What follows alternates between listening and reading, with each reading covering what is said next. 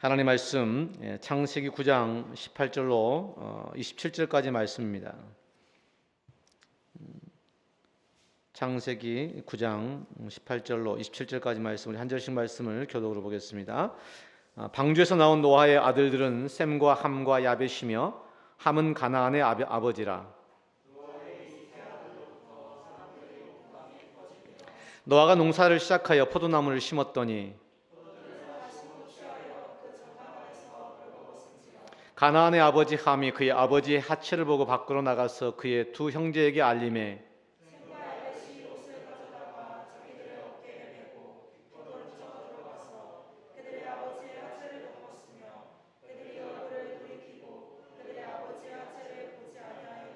노아가 술이 깨어 그의 작은 아들이 자기에게 행한 일을 알고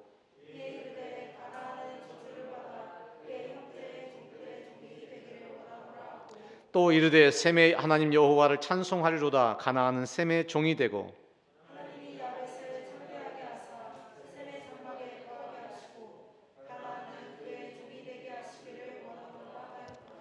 아멘. 우린 창세기 9장의 말씀에서 노아를 향한 하나님의 축복과 함께 무지개 언약 이후에 조금은 좀 아이러니하지만 당대 의인이었던 노아의 그 좀 부끄러운 모습을 보게 됩니다. 우리가 노아는 좀 뭐라고 할까, 좀 귀하게 우리 안에 기억됐으면 좋겠는데 성경은 정말 리얼하게 술 취하여 벌거벗은 이 노아의 모습까지를 노출하잖아요. 노아가 잘못했으면 하나님 노아를 벌하시면 될 텐데 성경은 아이러니하게도 가나안을 오늘 저주하는 모습을 보게 됩니다. 성경에는 오늘 가나안이 뭔가 잘못했다는 얘기가 없어요. 그저 함이 가나안의 아비라는 것이죠. 가나안은 함의 자식인 것 뿐이잖아요. 근데 가나안을 저주하는 이 말씀을 우리가 보게 됩니다. 오늘 하나님께서 이 노아의 홍수 이후에 그들의 어떤 부분들을 이렇게 내어놓으신 이후에 노아의 1차 문화명령이라고 하는 창세기 1장의 명령이 이렇게 기록되어져 있죠. 하나님이 노아와 그의 아들에게 복을 주시며 그들에게 이르시되 생육하여 번성하여 땅에 충만하라. 너희는 생육하고 번성하여 땅에 가득하여 그 중에 번성하라 하였더라. 하나님께서 이 지으신 인류를 향해서 이 문화명령, 이 땅을 정복하라고 하는, 이 땅을 다스리라고 하는 명령을 두 번 하시거든요. 창세기 1장 말씀과 오늘 창세기 9장의 말씀입니다. 이 명령은 약간 좀 차이가 있는데요. 첫 번째 문화 명령에서는 채식이 허용됩니다. 그러니까 땅에 있는 것들을 네가 취할 수 있다고 말씀하시고, 노아 홍수 이후에 오늘 2차 문화 명령 1절로 7절 말씀까지는요, 복을 주시며 그들에게 이르시되 육식을 허용하도록 되어 있습니다. 로마서 14장에 보면 바울이 먹는 것으로 인하여서 그 형제를 시험 들게 하는 그 성경이 나오잖아요. 그 성경의 말씀이 오늘 이 본문의 말씀과 연결되어져 있습니다.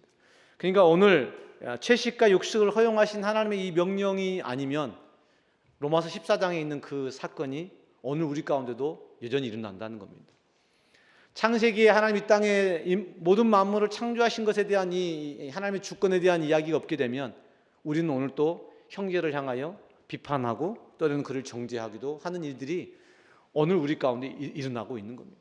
하나님과 상관없는 일,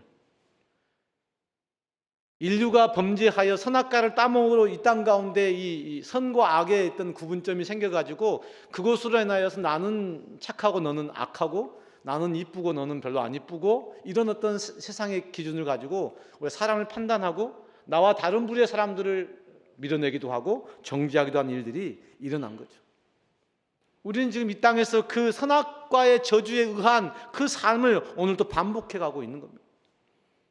오늘 당대의 의인이었던 노아의 삶도 마찬가지입니다. 마찬가지이니 부끄러우니 이 노아의 이 삶을 성경은 숨김없이 기록하고 있는 겁니다. 그러니까 성경은 고상하고 아름다운 책이 아니에요. 어찌 보면 정말 피비린내 나고 수많은 죄악들이 난자한 그런 책입니다.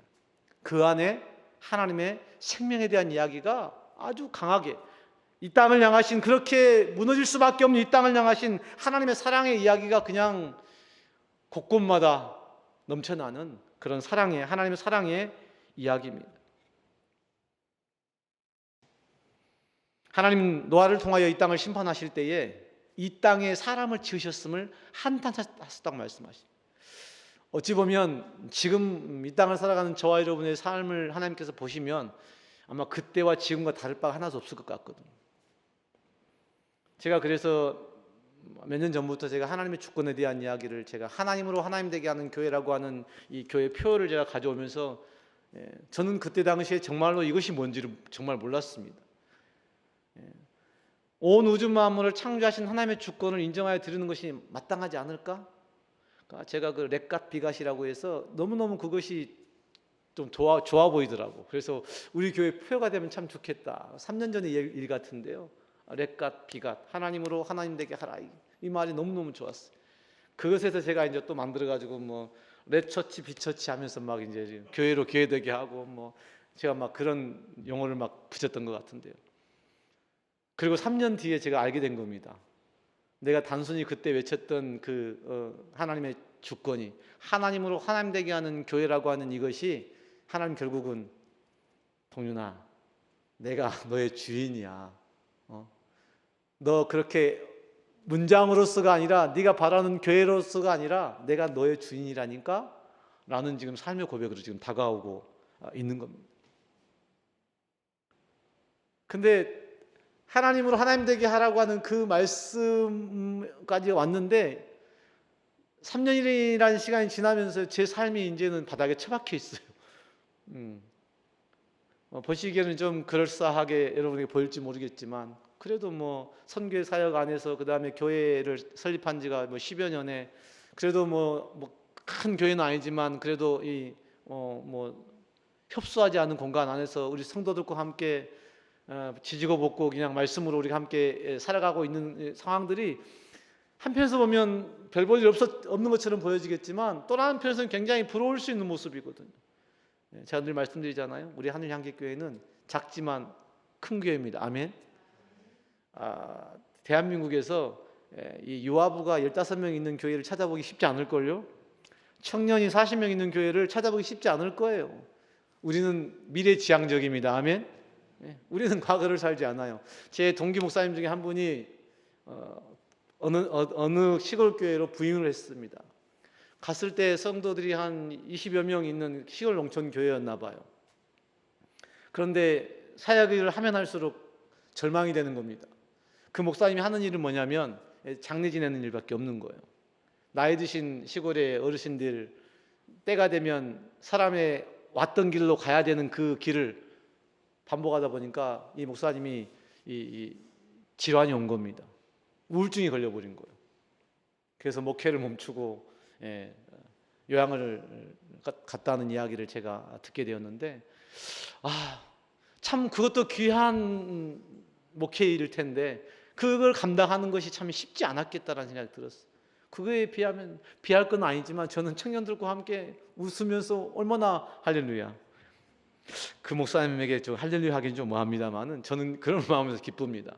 그래서 조금의 힘들고 어려움도 그저 감당할 수 있는 그런 마음의 여유가 있어요. 그런 이 교회 사역의 현장들 속에서 그래도 제가 어디 가면 좀 그래도 할 만할 것 같은데, 제 마음은요, 지금 아내하고도 늘 말하지만 너무 좀 바닥입니다. 너무 지금 이렇게 밟혀 있어요. 이게 바닥을 지금 허우적거리고 있습니다.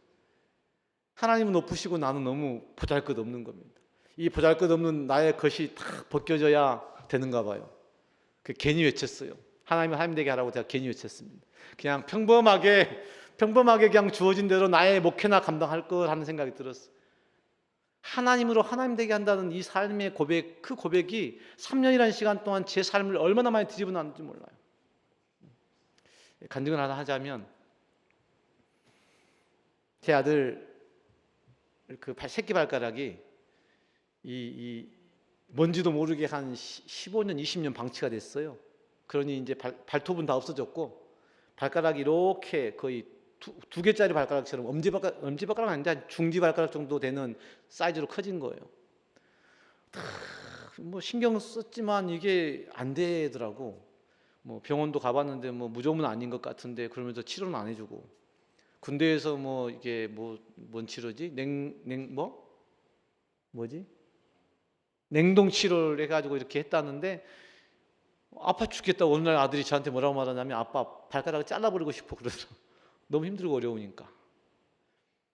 그 점이 어떤 시점이었냐면 저를 하나님께 다루시고 저희 부부를 다루시고 저희 가족을 다루시는 그 상황이었습니다. 하나님께는 모든 것이 뜻이 있잖아요. 평상시에는 관심도 없었는데 우리가 우리 스스로를 들여다보기 시작하면서요, 아들의 발가락이 보인 겁니다. 옛날에 아들이 힘들다고 말했을 때는 전혀 관심이 없었는데 아들이 관심이 간 거예요. 아기 새끼 발가락이 눈이 간 겁니다. 그래서 이제 시험이 끝나고 이제 아들 한번 병원에 다녀왔으면 어떡했냐고 병원 가서 봤더니 이게 사마귀래요, 사마귀. 이렇게 작았던 사마귀가 10년, 20년 이게 또아리를 틀고 거기 앉아 있으니까 이게 건들면 건들수록 치료하면 치료할수록 얘가 더 커지는 거였어요. 그것도 모르고 저는 이제 사실 남의 발가락을 하는 게 쉽겠습니까? 칼을 막 도려내고 막 부푸는 것도 도려내고 했었는데. 근데요, 제 문제와 우리 가족의 문제가 서서히 이게 벗어나면서요, 놀라운 일이 일어났는데요. 연고 하나 이렇게 발랐을 뿐인데 아들 발가락이 지금 발가락같이 생겼습니다. 할렐루야. 그동안은 발가락이 아니었는데, 그래서 제가 생각을 해보게 된 겁니다. 아니, 하나님께서 아이의 발가락에 이 사마귀를 앉히신 것도 이유가 있으셨구나.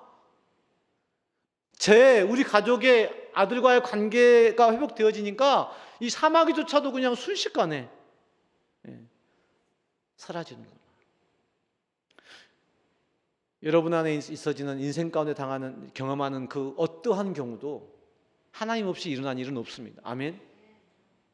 오늘 지금까지 우리는 노아를 정말 당대 의인으로 참 귀한 120년 동안이나, 죄송해요, 제 지금 혀가 지금 이렇게 뭐가 생겨가지고 지금 혀가 이렇게 잘 안 돌아가요. 말이 안 되는 건 조금 이해했으면 좋겠어요. 방주를 짓고 그 120년의 시간 자신의 인생을 들였는데 겨우 구원받은 사람이 몇 명이었다고요? 겨우 8명 구원받았어요. 아니 120년 시간 동안 하나님께서 노아에게 말씀하셔서 방주를 땀 흘리고 수고하고 지었는데 겨우 8명 자기 가족 구원받은 겁니다.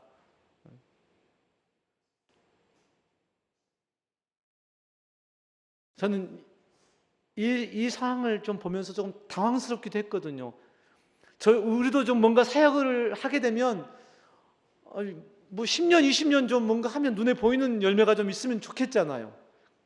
근데 그렇게 앞이 보이지 않는 캄캄함이 우리 가운데 찾아올 수도 있어요. 그 캄캄함을 어떻게 이겨내느냐에 따라서 하나님 우리를 다스리는 우리의 삶이 달라질 거예요. 겨우 8명 구원받았어. 8명 구원받고 난 이후에 오늘 하나님께서 노아를 향해서 축복하십니다. 축복하심과 함께 노아의 실수와 노아의 저주가 나와요. 성경은 우리 인생에 참 좋은 일만 많았으면 좋겠는데요, 성경은 좋은 일도 많고 안 좋은 일도 많아요. 제 인생도 우리 교회 여러분의 인생도 마찬가지일 거예요. 여러분 인생을 한번 이야기해보면 좋은 일만 가득한 사람이 별로 없을 겁니다.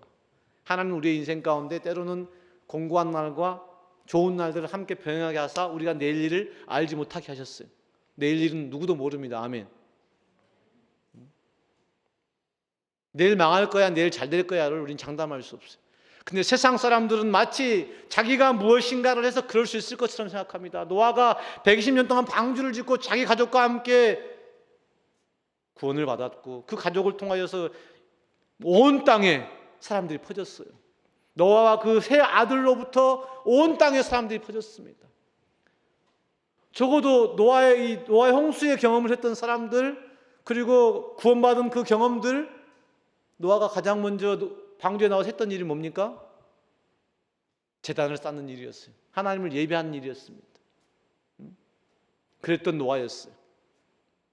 여러분, 그랬던 노아의 모습 속에서 오늘 본문의 말씀 가운데 주어지는 이 노아의 실수가 여러분 어떻게 다가오십니까? 우리 노아의 그 당대 의인이요, 방주를 짓고 뭐 하나님의 뜻대로 말씀에 따라 순종했던 그 삶의 아름다운 모습들만 기억했으면 좋겠는데요. 오늘 저는 노아의 실수에 대한 부분들을 집중해 보려고 합니다.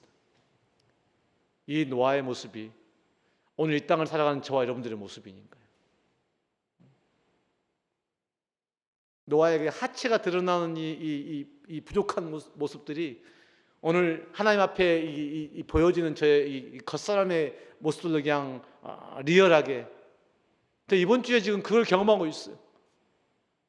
지금 제가 여기 서 있는 것이 생각만큼 당당한 것처럼 보이지만요, 지금 이만큼 지금 먼지처럼 지금 작아져 있어요. 이은희 아버님을 뵈는 것도 굉장히 민망하더라고. 나의 부족한 모습, 막 어머니는 막 감사하다고 하면서 막 울었다고 하는데 내가 더 눈물이 나더라고. 내가 너무 부끄러워가지고, 먼지인 내가 뭘 했고 뭘 할 수 있다고. 이번 주에 지금 주일 탐심을 설교해야 되는데 방향이 안 잡혀요. 너무너무 힘드니까. 이게 이렇게 힘든 일이었나? 나 지금까지 그런 것들로 인해 힘들어 본 적이 단 한 번도 없는데 하나님 왜 이러십니까? 나도 아들처럼 그냥 잘라버리고 싶어. 진짜 발가락 아파 잘라버리고 싶은 것처럼 그냥 내가 한 가슴 그냥 도려내버리고 싶은 거야. 너무 아프고 힘드니까. 이건 여러분, 힘들다는 얘기는 뭐죠? 내가 뭔가 할 수 있는데 할 수 없을 때 힘들죠. 그죠? 여러분이 뭔가 할 수 있으면 전혀 힘들지 않습니다. 근데 세상엔 여러분 할 수 있는 일이 얼마나 될까요? 별로 없어요. 진짜로. 그러니까 힘든다는 것은 바로 내 이 겉사람이 살아있다는 얘기거든요. 하나님이 이번 한 주 동안 저를 얼마나 밟으시는지요. 이게 죽어라 하는 겁니다. 야, 진동이 너 그 사람 죽여라, 그 생각 버려라, 이러시는 거예요. 이게 너무 힘들어요, 이거. 근데 그게 우리의 구원의 길이지 않습니까? 내 안에 있는 더럽고 추악하고 먼지 같은 것들 다 털어내야 될 텐데 말이죠. 그걸 털어내는 게 너무 힘들고 어려운 거예요. 왜 힘드냐? 내가 하려고 하니까요.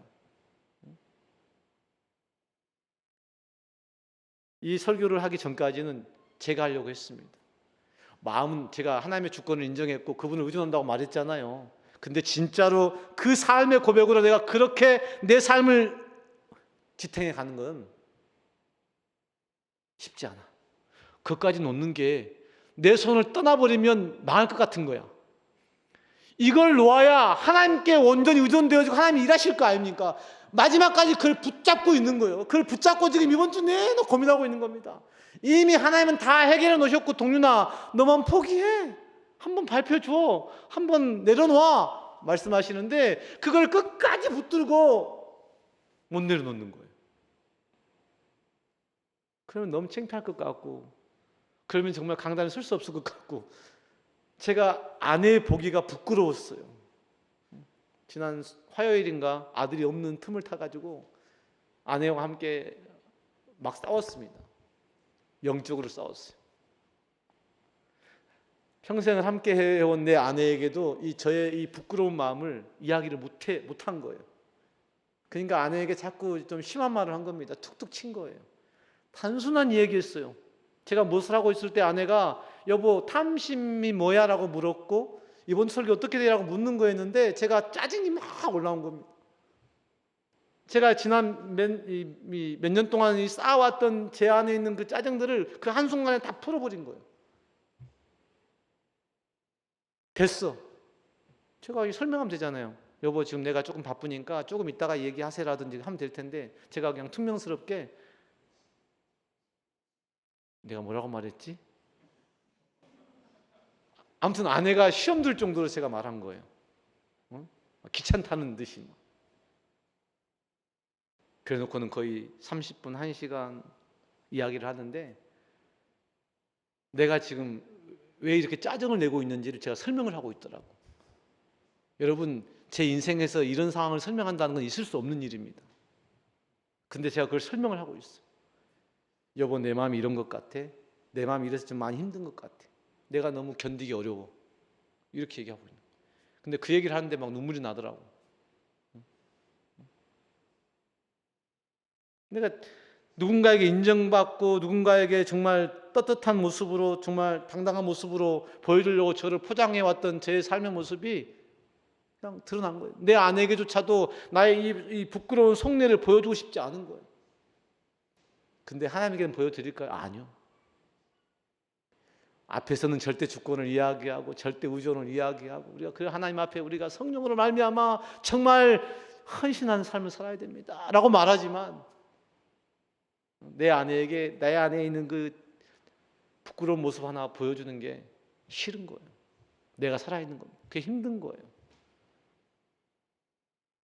여러분의 목사님이 이번 주에 아주 죽을 수 있도록 기도해 주시기를 주님을 축원합니다. 그냥 자근자근 밟아가지고 그냥 아주 그냥 이 겉사람이 그냥 다 그냥 그걸 뭐라고 그래, 그냥 먼지가 되어서 그냥 다 날아가고 그냥 예수 안에 속사람으로 간건케 되어졌어. 아멘. 당당하게 하나님의 말씀을 선포할 수 있는 그런 귀한 시간 될 수 있기를 주님을 축원합니다. 그렇게 돼요. 여러분, 제가 이런 고백하면, 여러분은 이런 고백을 하면 사람들이 나도 그랬어 고백해야 되잖아요. 근데 요즘 세상 어떻습니까? 그런 고백하는 사람 바보 되는 거예요. 밟히는 겁니다. 그러니까 제가 이 밟히는 이것이 너무너무 힘든 거예요. 진짜 한 번 밟혔고 두 번 밟혔고 세 번 밟히고 밟혀도 이게 살아나기 쉽지 않아. 나를 내려놓는다는 것, 나를 부인한다는 게 얼마나 어려운지를 지금 제가 이 삶으로 경험하고 있는 거예요. 근데 오늘 노아가 지금 그러고 있는 거예요. 노아의 아들이 셋입니다. 셈과 함과 야베스예요. 함은 가나안의 아비입니다. 노아가 농사를 시작하여 포도주를 심었죠. 포도주를 심었는데 그 포도주를 마셨고 취했어요. 장막 안에서 벌거벗었어요. 여기서 우리가 약간 생각해 봐야 될 게 뭐냐면, 노아는 왜 포도주를 먹었을까? 그리고 취하도록 먹었을까? 당대의 의인이요, 정말 구원의 역사를 이뤘고 지금 하나님께서 지금 축복하시고 지금 무지개 언약까지를 지금 말씀하셨잖아요. 제단을 쌓았고 아들들과 함께 이제 정말 온 땅에 편만하게 하나님의 사람들을 세워가면 될 상황들이었거든. 노아 홍수 이전에는 제단을 쌓았던, 그리고 당대 의인이었던 노아가 이 노아 홍수 이후에 조금은 안일해지지 않았을까요? 그래서 결국은 그 안일함 때문에 부끄러운 모습을 드러내게 된 겁니다. 여기서 포도주라고 하는 것은 그냥 그냥 널려 있는 포도주가 아니라 마시지 않아야 될 포도주 정도로 생각하시면 돼요. 그 포도주. 고이고이 이렇게 보관해 두었던 그 포도주. 그걸 먹으면 취하게 될 거고 실수할 거라는 것을 사실은 알았음직한 그런 포도주. 일단 노아가 포도주를 마시고 지금 부끄러운 모습을 가졌는데, 가나안의 아버지 함이 그의 아버지의 하체를 보고 밖으로 나가서 그의 두 형제에게 알렸어요. 반대로 셈과 야벳은 옷을 가져다가 자기들의 어깨에 메고 그 아버지 하체를 덮어 부끄러움을 감춰줍니다. 여러분, 성경을 보면 아주 단순한 이야기잖아요. 근데 여러분이 아시는 바처럼 가나안은 누군가요? 가나안 족속. 이스라엘 민족과 함께 마지막까지 투쟁하는 족속이 바로 가나안 족속이거든요. 그 가나안이에요. 근데 지금 잘못은 누가 했습니까? 아버지 함이 했어요. 근데 오늘 노아는 가나안을 저주하고 있습니다. 지난주에 우리 김난준 전사님이 그 성경은 필요하면 갖다 끌어 쓴다 했잖아요. 앞으로 가나안 얘기가 많이 나올 거니까요. 그렇죠? 그래서 함의 마지막 아들이었던 가나안의 이야기가 여기서 언급되고 있는 겁니다. 성경은 그래서 이 역사적으로만 봐도 안 되고 끌어당겨 쓰는 그런 부분들까지 함께 봐야만 성경을 정확히 이해할 수가 있어요.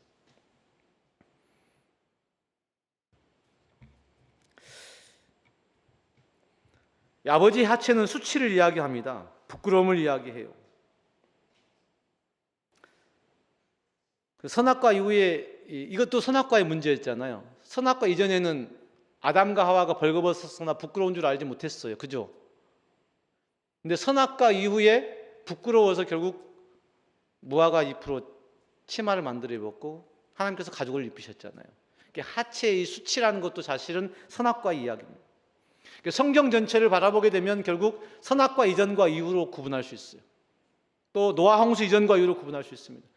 우리 인생의 역사도 마찬가지고 여러분의 인생 가운데 기억하고 싶지 않은 특별한 사건 이전과 이후로 여러분의 인생은 늘 구분됩니다.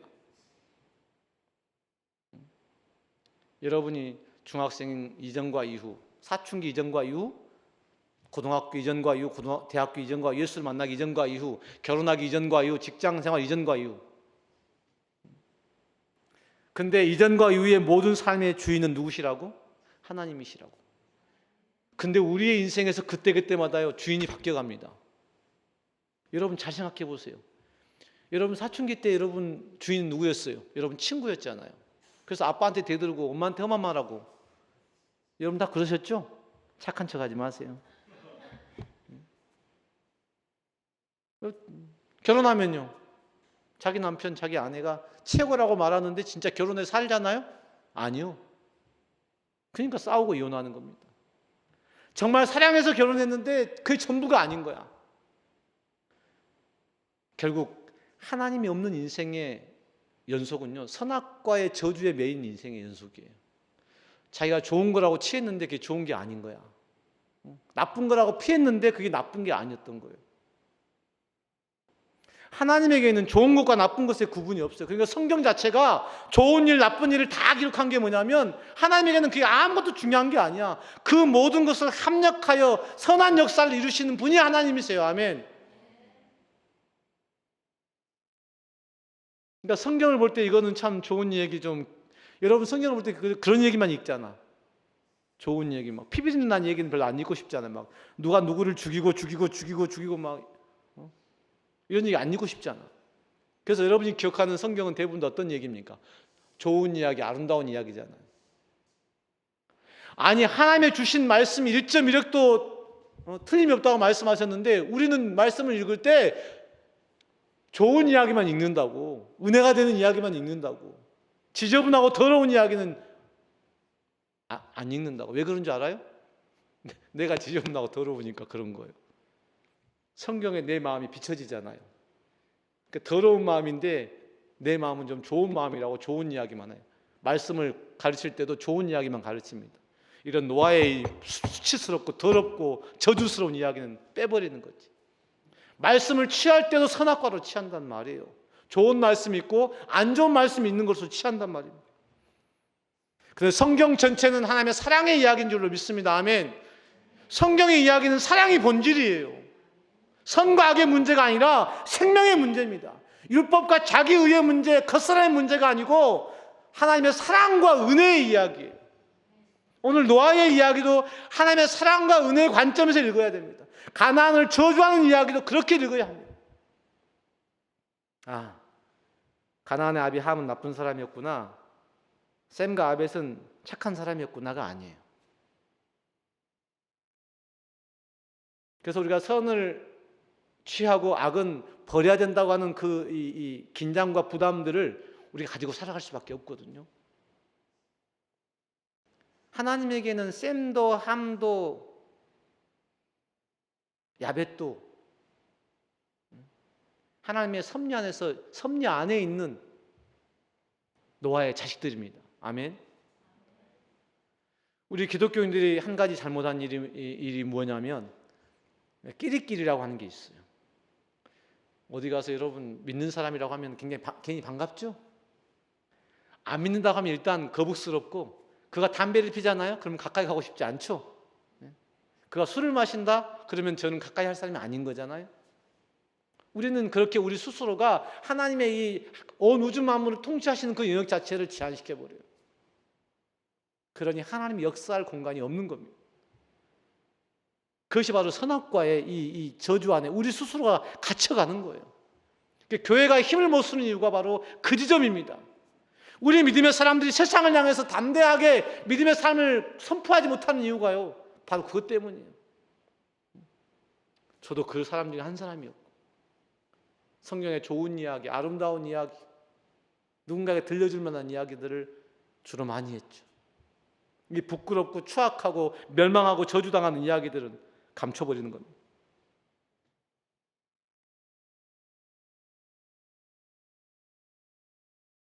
오늘 함은 그의 아버지의 수치를 덮지 못하는 이 선악과의 이 경계 속에서 있었던 거예요. 사랑으로 덮어야 될 것을 덮지 못한 거예요. 형제들에게 가서 그 얘기를 했다는 말은 아버지의 부끄러움을 드러냈다는 이야기가 되는 거예요. 사랑은 모든 허물을 덮습니다. 아멘. 그게 안 된 거예요. 우리도 사랑으로 누군가의 허물과 죄를 덮지 못하면 우리도 함과 같은 똑같은 인생이라는 얘기입니다. 그러니까 성경에 그런 이야기가 들려지게 되면 우리는 부끄러워 피합니다. 그게 나의 모습이니까, 내가 비춰지니까, 말씀이 내 마음에 비춰지니까 그걸 피하는 거예요. 그걸 멀리하는 겁니다. 그런 이야기들은 죄하고, 좋은 이야기 똥골뱅이 치고 밑줄 긋고 그걸 외우는 거예요. 편식하는 거예요. 편식하니까 하나님이 사랑의 하나님이십니까? 아니면 심판해 주십니까? 이 둘 다 하나님, 똑같은 하나님이시거든요. 근데 우리 기준으로 사랑이고 우리 기준으로 저주인 거예요. 우리는 그렇게 말씀을 보고 그렇게 하나님을 봅니다. 자기 기준으로, 자기 잣대로 말이에요. 하나님을 향해서는 적어도 내 기준이 사라질 수 있기를 주님의 이름으로 축원합니다. 우리는 어디 가서 그렇게 하나님을 왜곡하거나 잘못 선포할 수 있어요. 사실 저도 그렇게 왔던 것 같아요. 부끄럽지만 하나님의 그 좋은 모습만, 우리가 사랑으로 어떻게 되고 그런 모습들만 제가 지금까지 해왔는데, 진짜 내 안에는 진짜 이 추악하고 더러운 것들이 너무 많았던 거예요. 오늘 노아의 모습 속에서 저의 모습을 봅니다. 나의 하체의 부끄러움이 드러났을 때 과연 그것을 덮어줄 이들이 과연 몇이나 될까?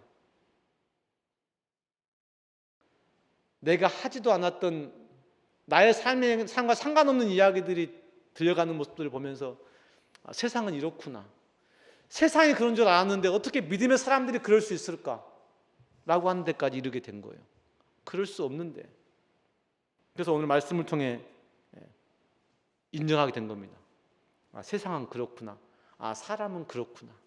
오늘 목사님 존경합니다, 사랑합니다 하는 그 얘가 예수님을 배반한 것처럼 얼굴을 바꿀 수 있구나, 고개를 돌릴 수 있구나, 나를 향하여 저주의 말을 뱉을 수 있는 거구나.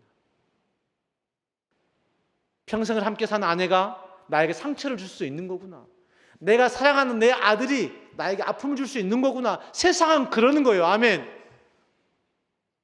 어떻게 그럴 수 있냐고 말하는 그 순간에 하나님의 사랑과 은혜는 사라지는 겁니다.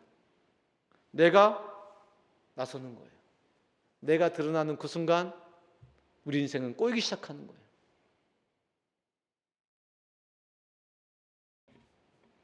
반면에 셈과 야벳은 아버지의 부끄러움을 존경과 효로서, 사랑으로서 덮습니다.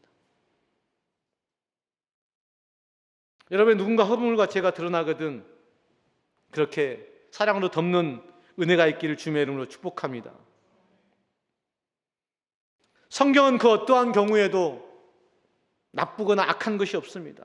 사랑이면 모든 허물을 덮습니다. 사랑으로서 나는 그 은혜를 말미암아 우리가 믿음의 역사를 이 땅 가운데 이루어야 한다고 말씀합니다. 그 생명 안에, 그 사랑 안에 생명이 있습니다. 그 사랑 안에 하나님의 복이 있습니다. 그렇게 주님은 우리를 위해 당신의 생명을 내어 주셨어요.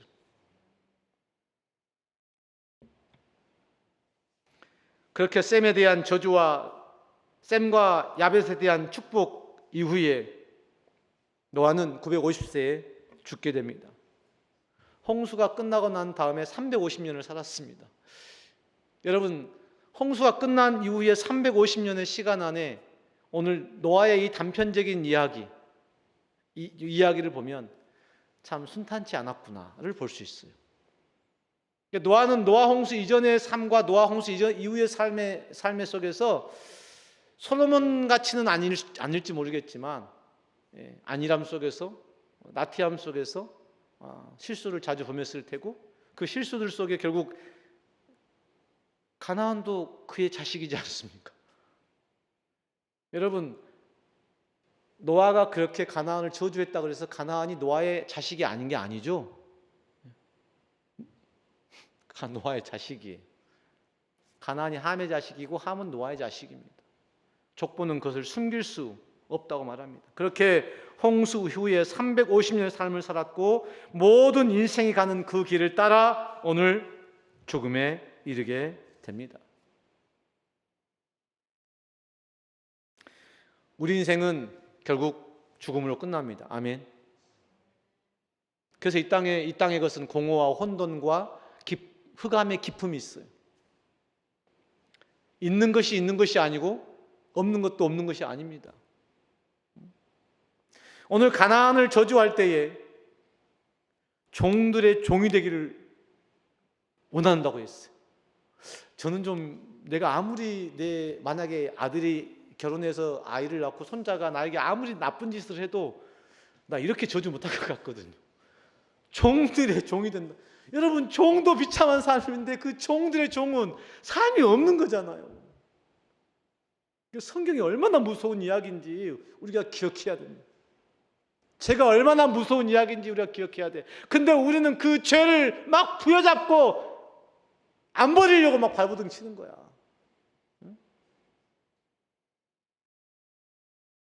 제가 그렇더라고. 아니, 종들의 종이라고 하는 이 저주를 말씀을 보면서도요, 내 안에 있는 그 부끄러움과 연약함과 이것들을 끄집어내는 게 어렵더라고요. 이걸 버리기가 쉽지가 않더라고요. 제가 좀 이렇게 터놓고 이야기하면 좋은데 여러분들이 뭐 이 상황을 이해하지도 못할 거고 굳이 얘기할 필요가 없죠. 그런 거라고요. 와, 이 시커먼 이것 가지고 결국은 종들의 종이 되는 저주를 받을 수밖에 없는 삶이거든요. 내가 주인 된 삶은 그런 거예요. 하나님이 없는, 예수의 십자가가 없는, 하나님의 생명이 없는 인생들은 다 그 죽음의 길, 멸망과 저주의 길로 갑니다. 그건 정해진 길이에요. 그건 버려야 되는 것, 내어 놓아야 될 것입니다. 아멘.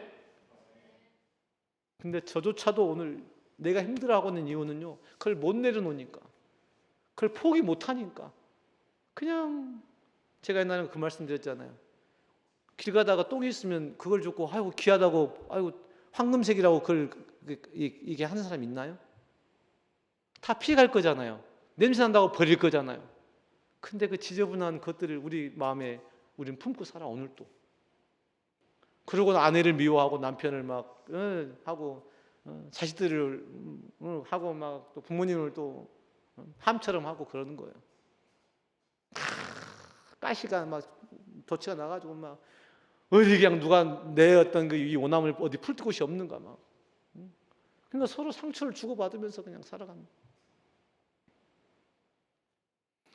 우리 믿음 안에서 우리를 위해 죽으신 구주님의 십자가의 그 사랑 안에서 우리의 모든 삶을 통해서 오직 생명만이, 아멘, 오직 그 사랑과 은혜만이 우리를 통해 드러나기를 위해 기도하는, 여러분 젊은 날부터 말이죠, 악을 쌓지 마세요. 우리 저도 그런 삶이었으니까 제가 여러분에게 부탁드리는 거예요. 여러분 젊을 때부터 고운 말 쓸 줄 알아야 돼요. 아멘. 부모님이 좀 불편하게 했다고 부모님 향해서 막 삿대질하고 이게 사람입니까? 함이고 가나안이지. 그건 결국은 멸망과 저주밖에 없는 거지.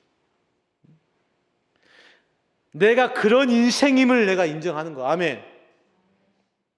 나 이런 사람이라는 걸 인정하는 거. 그러니까 그런 말을 내가 하고 싶을 때마다 나를 고백하는 겁니다. 아빠, 지금 내가 아빠한테 욕하려고 하는데 내가 원래 이런 놈이었나 봐요.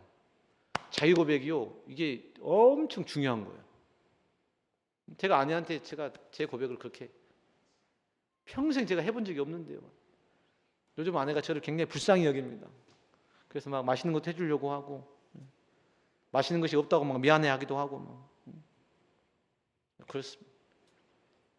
나의 약함이 드러나면 하나님 안에서는 그것이 은혜가 된 줄로 믿습니다. 내가 드러나져야, 내 수치와 내 부끄러움이 드러나져야 하나님 우리를 고치기 시작하실 수 있는 거예요. 우리 가정 안에 문제가 드러나야 하나님께서 일하기 시작하는 거예요. 우리 저 예은이네 가족 이번에 정말 몇 년 만에 함께 모인 것 같은데 싸우진 않았지? 동생이랑 싸워야 됩니다. 안 맞을걸요?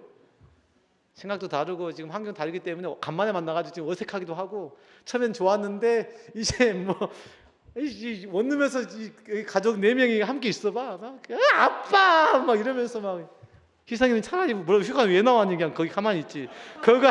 거가 천국이었어. 야, 너 은성은 한국어니까 어때? 좋아?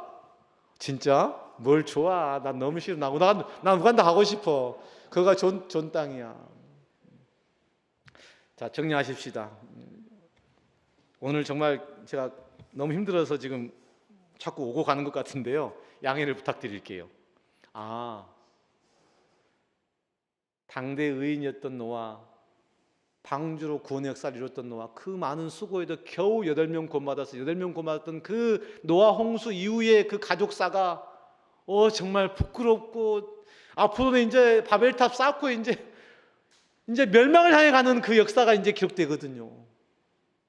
얼마나 힘들고 어렵게 방주를 지었고 하나님께서 다 쓸어가지고 아주 새롭게 해가지고 이제 너희가 정말 새로운 세상에 새로운 삶을 살라고 말씀하셨는데, 그 새로운 삶이 있냐고. 우리 인생 안에 선이 있습니까? 우리 인생 안에 의가 있습니까? 근데 왜 우리는 아직도 마치 선악과의 저주에 의한 선과 악이 있다고 판단하시면서 내가 선을 택하고 내가 악을 피하면 마치 우리의 인생에 행복할 것처럼, 생명의 역사가 있을 것처럼 생각하시냐고. 나를 벗어내야 합니다. 아멘. 나를 부인해야 됩니다. 나의 의를 내려놓아야 합니다. 내 안의 수치와 내 안의 부끄러움과 나의 연약함들을 드러내야 합니다. 그럴 때 하나님 우리 안에 진짜 주인이 되어 주십니다. 하나님이 나의 삶에, 내 인생의 주인만 되어 주시면 또다시 멸망을 통한 그 노아의 홍수가 다시금 우리 안에 없다고 말씀하셨지만, 다시 우리가 노아의 홍수 가운데 거할지라도 겨우 구원받은 그 8명의 사람 중에 우리가 있을 줄로 믿습니다. 우리 하느님 향기 성도들이 이 마지막 시대에 성령으로 말미암아 이 겨우 구원받은 8명의 사람 가운데 있기를 축원하고,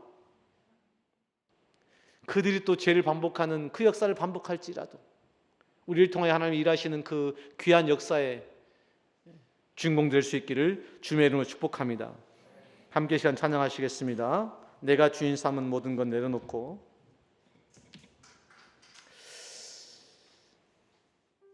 어느덧 1년 반의 시간이 지나갔네요.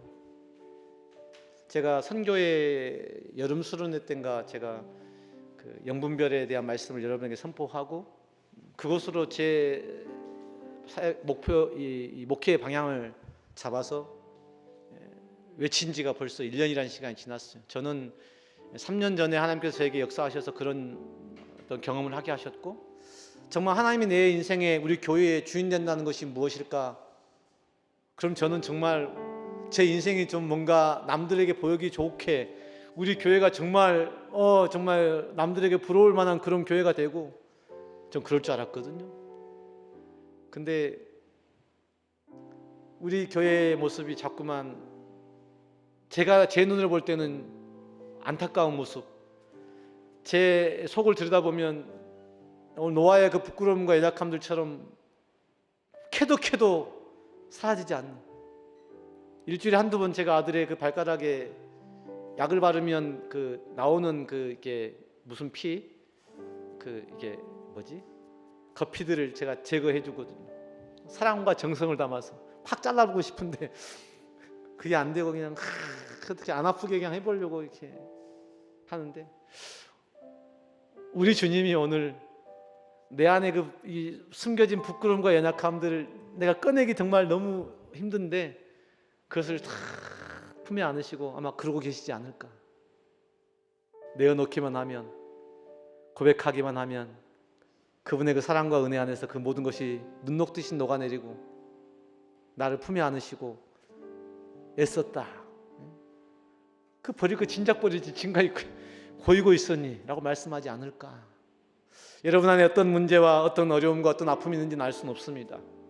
오늘도 누구와 다투어서 오늘 너 또한 문제 때문에 여러분 마음이 상해 있는지는 알 수는 없습니다. 내가 힘들고 어렵고 상했다는 것은 아직도 내가 주인 되어 있다는 거죠. 아직도 내가 나를 포기하지 못했다는 것. 그래서 부끄러움도 수치됨도 내가 지금 감당하려고 하다 보니 버거운 겁니다. 그 버겁고 무거운 그 삶의 짐들을 주님 앞에 내려두고, 아멘. 뭐 종이 뭘 할 수 있어요? 종들의 종이 뭘 할 수 있습니까? 주인이 다 알아서 하는 겁니다. 하나님께 맡겨드리는 은혜가 있기를 주님의 축복합니다. 내가 주인 삼 찬양하시겠습니다.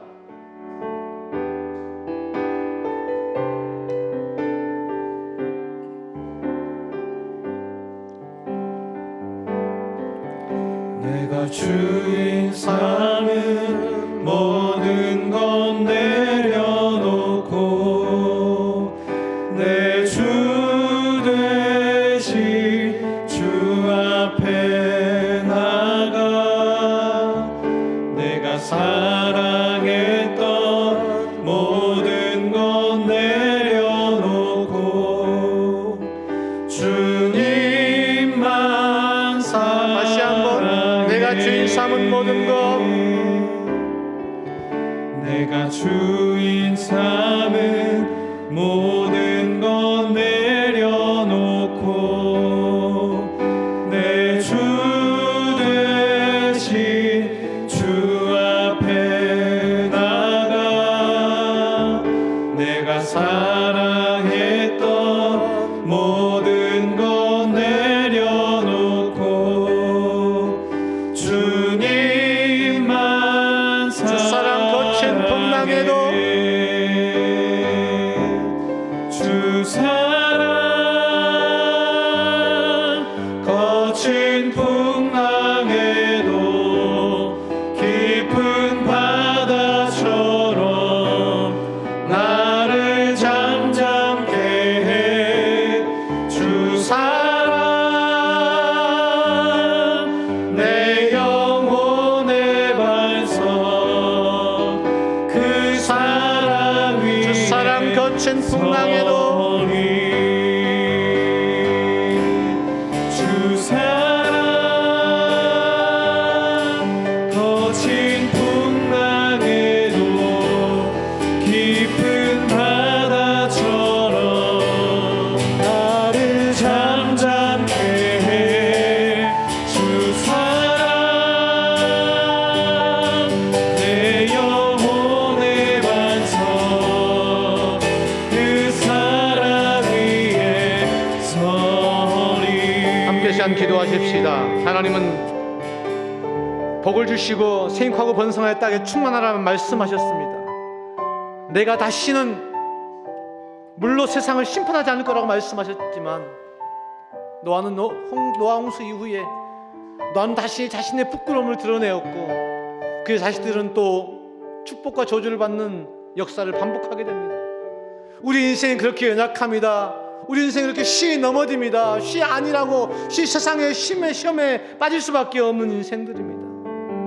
내가 인생의 삶의 주인 되어져서 좋은 것 나쁜 것들을 구분하고 누군가를 판단하고 누군가를 정죄하기도 합니다. 하나님은 사랑으로 이 모든 것들을 용납하라고 용서하라고 말씀하셨지만 내 자신도 용서치 못하는 우리의 우둔함과 우리 어리석음을 주님 용납하여 주시옵소서. 불쌍히 여겨 주옵소서. 주의 놀라우신 그 생명의 사랑 가운데 거하는 우리의 삶이 될 수 있도록 우리를 다시금 붙잡아 주옵소서. 내가 살아 힘들고 어려웠던 나의 삶, 내 안에 부끄러운 나의 모습들 이 시간 주님 앞에 고백합니다. 차마 누구에게 고백하지 못했던 그 연약함도 이 시간 주님 앞에 고백합니다. 하나님 품어주시고 용납하여 주시고 주님의 생명으로, 주님의 놀라우신 사랑으로, 그 은혜로 저를 품어 주옵소서. 함께 산 기도하시며 나가십시다. 하나님 감사합니다. 오늘 내 안에 감당할 수 없는, 감당하기 버거운 삶의 짐, 어려움들, 문제들이 내 안에 있습니다. 하나님 복을 주시며 사랑과 은혜로 우리 영혼을 붙드시지만 우리는 오늘도 선악 가운데 매여서 좋은 것과 선한 것들을 구분하며 악을 따는 긴장감들 속에서 내 삶의 순간마다 더 좋은 것을 선택하면, 더 옳은 길을 선택하면 더 좋아할 거라는 기대함들을 가지고 오늘 세상 가운데 세상과 같이 발버둥치며 또한 그 삶을 살아갑니다. 나를 내세우며 나의 의를 내세우며 내 자존심을 내세우며 그렇게 오늘도 멸망을 향해 종들의 삶을 향한 그걸 오늘도 반복하여 또 살아오는 우리 인생들을 주님 불쌍히 여겨 주시옵소서. 우리의 부끄러움, 우리 연약함 하나님 앞에 무엇입니까? 그저 긍휼과 은혜와 사랑의 도구가 아니겠습니까?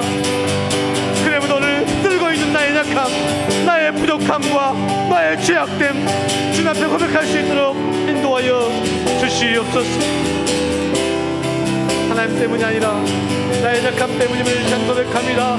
나의 부족함 때문에 주님 앞에 고백합니다.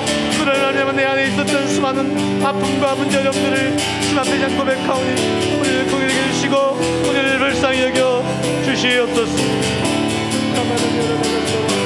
하나님 일하여 주옵소서. 하나님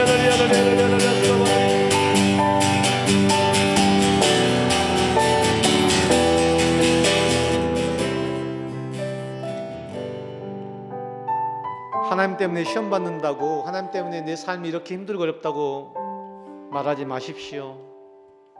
힘들고 어려움은 내가 하나님을 인정하지 않기 때문이요, 여전히 내가 내 삶의 주인되어 선과 악을 구분되어진 그 삶을 살고 있기 때문입니다. 나를 내려놓아야 합니다. 나의 죄악을 버려야 합니다. 힘들지 않으려면 주님 앞에 내어 맡겨야 합니다. 내가 주인된 삶은 죄밖에 없습니다. 저주와 멸망밖에 없습니다. 죽음밖에 없습니다. 언제까지 그 삶을 또 반복하며 살아가시렵니까? 하나님, 과감히 내 인생의 주인 되신 주님 앞에 내 모든 것을 내어 맡기는 인생 되게 하여 주옵소서. 그분의 사랑과 그분의 은혜 안에 거하는 인생 되게 하여 주시옵소서. 그분을 온전히 신뢰하는 믿음이 내 안에 있게 하여 주시고 그 믿음으로 오늘 삶을 살아갈 수 있도록 우리를 붙잡아 주옵소서. 함께 기도하시겠습니다. 하나님 감사합니다. 내가 주의 주되심을 인정한다고 고백하였지만 여전히 내가 내 삶의 주인 되어져서 좋은 것 선한 것을 취하고 악은 모든 모양으로 버리게 되면 마치 나의 삶을 새로 쓸 것처럼 그렇게 오늘도 발버둥치며 또 하루의 삶을 살아갑니다. 그러나 그 삶이 하나님과를 말미암는 좋게 만들고 환경을 바꾸면 바뀌어 변화될 거라고 기대했던 나였습니다. 나의 첫사랑, 나의 죄악으로서 나의 옛사람 허물과 죄로 죽을 수밖에 없는, 그래야 멸망과 저주 앞에 죽을 수밖에 없는 인생들의 결론이었습니다. 내 인생에 오직 주님밖에 없습니다. 주님의 사랑과 그 은혜가 아니면 한순간도 살아갈 수 없는 인생임을 시한 주님 앞에 고백합니다. 우리의 약함을 위하여 주님이 십자가를 지셨고 그 부활 생명이 오늘 우리 가운데 믿음의 증거가 됩니다. 주님이 나를 그렇게 사랑하셨기에 그 사랑의 응답함으로, 그 십자가의 사랑의 응답함으로 나의 사랑을 주께 고백합니다. 나의 믿음이 있는 것이 아니요, 나의 의가 있는 것이 아니요, 나를 창조하신 그 주님의 사랑 앞에, 나를 향하신 그 주님의 은혜 앞에 나의 인생이 발견되어진 것뿐입니다. 오늘 그렇게 나의 약함을 이 시간 주님 앞에 고백합니다. 철저하게 무너진 나의 인생의 삶을 이 시간 주님 앞에 고백합니다. 우리를 붙잡아 주시옵소서. 우리를 주의 그 크신 사랑으로 우리를 품어 주시옵소서. 그 은혜에 잠긴 은혜의 삶이 되게 하여 주시옵소서. 연약함도 부끄러움도 거리낌없이 고백할 수 있는 삶이 될 수 있도록 우리 영을 붙잡아 주시옵소서. 사랑은 모든 만물을 돕는다고 말씀하여 우리 안에 그 사랑이 넘칠 수 있도록 인도하여 주시옵소서.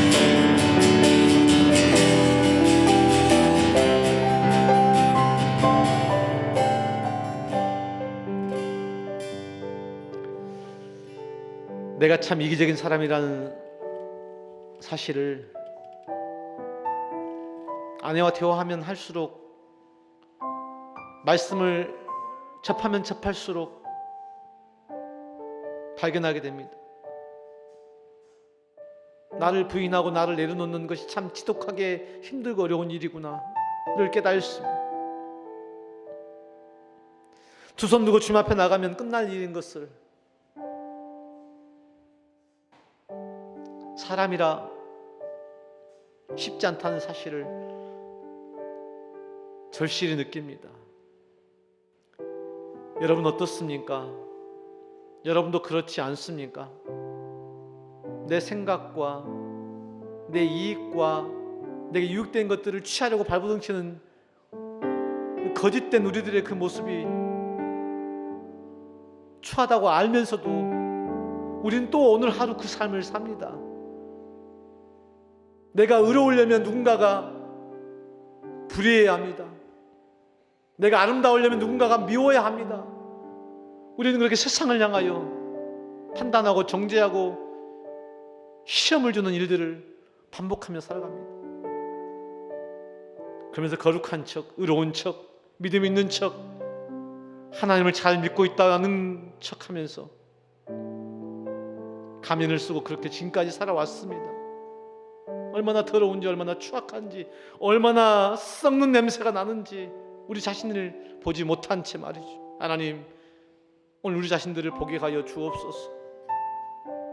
노아의 하체가 드러나는 부끄러움들처럼 우리 속에 있는 더러움들이, 추악함들이, 썩어 냄새나는 것들이 낱낱이 주의 말씀 앞에 드러나게 하여 주시옵소서. 주의 십자가가 우리를 붙듭니다. 주의 십자가가 오늘 우리에게 그것을 요구합니다. 주의 십자가 앞에 나의 무거운 짐, 나의 추함, 나의 연약함 이 시간 고백합니다. 그 믿음의 고백으로 내 주변에 힘들고 어려운 이들을 돌아볼 수 있도록 좀 붙잡아 주옵소서. 그들 향해 이 시간 기도하며 그들을 향해 중보하며 내가 그러했던 것처럼 그들도 그들의 겉사람을 벗어버리고 오늘 죄와 허물로 가득 찬 그들의 것들을 내어버리고 주님 앞에 나올 수 있는 삶이 될 수 있도록 저들을 붙잡아 달라고. 몸된 교회 안에 아직도 힘들고 어려운 삶을 살아가는 이들, 아직 믿음에 나오지 못한 이들, 오늘도 문제와 아픔 속에서 자기를 느끼며 오늘 고통하는 인생들 좀 붙잡아 주시고 오직 하나님만이 그들 삶의 주인들, 성령 하나님 그들을 도와주셔서 믿음의 간근한 삶이 될 수 있도록 붙잡아 달라고 함께 기도해 주시고 또 각자 자분들 갖고 기도하시다가 저희가 들어가시면 되겠습니다. 기도하시겠습니다. 하나님 감사합니다.